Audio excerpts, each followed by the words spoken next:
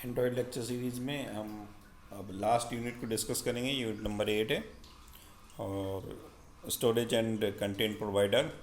इसमें पहला जो टॉपिक है वो सपोर्ट स्टोरेज इन एंड्रॉयड, जिसमें internal memory, external memory, shared preference और नेटवर्क मेथड को डिस्कस किया जाएगा, जिसमें हम कैसे इसमें डेटा को स्टोर कराते हैं। उसके बाद एसक्यूएल लाइट इंट्रोडक्शन, इनकी एक डेटाबेस सिस्टम के बारे में डिस्कस करेंगे जो एसक्यूएल लाइट के नाम से है और एंड्रॉयड में यूज़ किया जाता है। उसके फिर क्रूड ऑपरेशंस, जो भी इंसर्ट क्रिएशन वाले ऑपरेशन हैं, उनको नेक्स्ट लेक्चर में डिस्कस किया जाएगा। उसमें कर्सर और कंटेंट वैल्यूज़ को भी हम डिस्क्राइब करेंगे। और लास्ट जो इसमें रहेगा वो बेसिक ऑफ कंटेंट प्रोवाइडर्स का कॉन्सेप्ट रहेगा। तो चलिए स्टार्ट करते हैं। पहला, सपोर्ट स्टोरेज इन एंड्रॉयड। जो भी स्टोरेज सपोर्टेड होते हैं एंड्रॉयड में, तो एंड्रॉयड आपके लिए एप्लीकेशन डेटा को सेव करने के लिए कई सारे विकल्प प्रदान करता है। बहुत सारे मेथड हैं डेटा को सेव कराने के एंड्रॉयड में। आपके द्वारा चुना गया सॉल्यूशन आपकी स्पेसिफिक नीड पर निर्भर करता है, जैसे कि डेटा आपके एप्लीकेशन के लिए प्राइवेट होना चाहिए या पब्लिक होना चाहिए, आप पे डिपेंडेंट है। और अन्य एप्लीकेशन के द्वारा वो एक्सेसिबल होना चाहिए, नहीं होना चाहिए, कौन से यूज़र उसको एक्सेस कर सकते हैं, कौन से नहीं कर सकते हैं, डेटा आपका कितना स्टोरेज लेगा, कितने स्पेस की आवश्यकता है, ये सारी चीज़ें स्टोरेज इन एंड्रॉयड में रहती हैं। अगर हम डेटा स्टोरेज ऑप्शंस की बात करें तो हमारे पास 5 तरीके हैं जिनके बेसिस पे हम डेटा को स्टोर करा सकते हैं। तो स्टोरेज टाइप्स भी बोल सकते हो कि स्टोरेज टाइप मेथड है for storing data in Android. पहला जो मेथड है that is known as a shared preference. इसमें प्राइवेट प्रिमिटिव डेटा को की वैल्यूज़ पेयर के फॉर्म में स्टोर किया जाता है। दूसरा इंटरनल स्टोरेज है, इसमें प्राइवेट डेटा को डिवाइस मेमोरी में स्टोर किया जाता है। थर्ड आता है एक्सटर्नल स्टोरेज। इसमें पब्लिक डेटा को शेयर्ड एक्सटर्नल स्टोरेज के फॉर्म में स्टोर किया जाता है। एसक्यूएल लाइट डेटाबेस, ये डेटाबेस में सिस्टम है जिसमें हम स्ट्रक्चर्ड डेटा को प्राइवेट डेटा में डेटाबेस में स्टोर कराते हैं।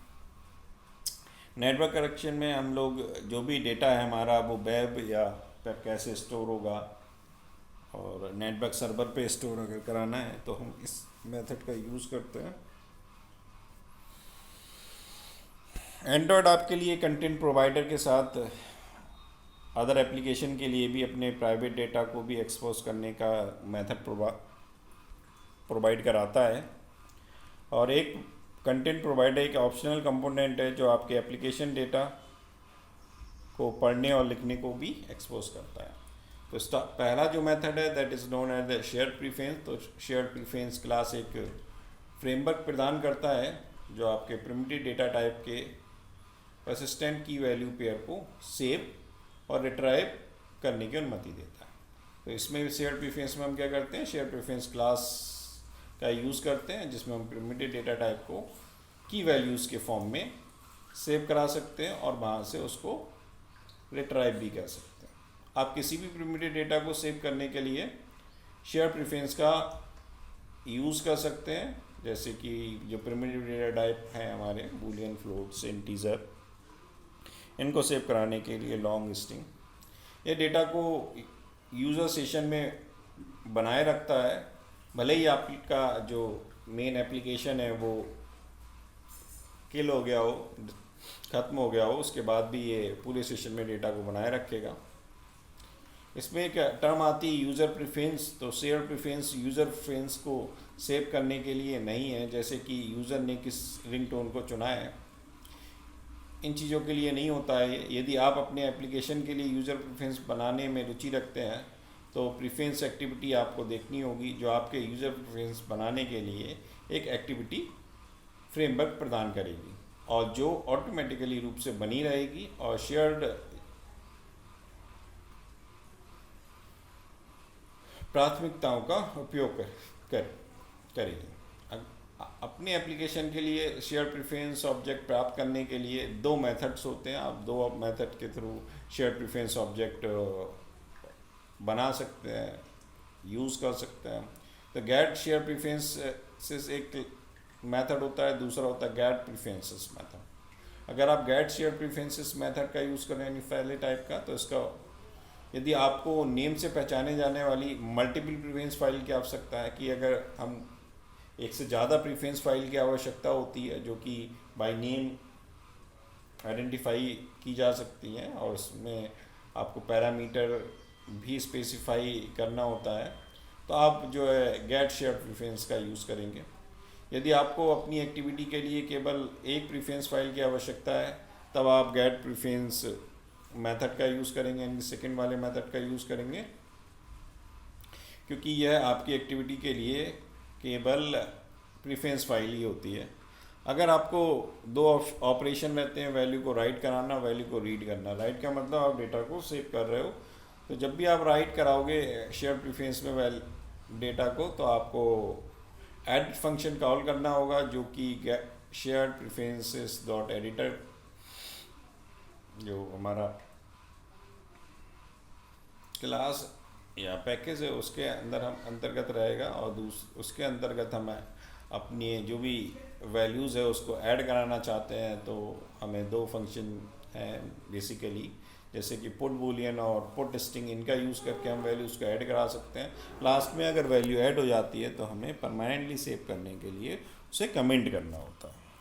अगर वैल्यू रीड कराना चाहते हो तो शेयर प्रेफरेंस मेथड में दो फंक्शन है, गेट बूलियन और गेट स्ट्रिंग। इन दो फंक्शन का आप यूज़ करते हो।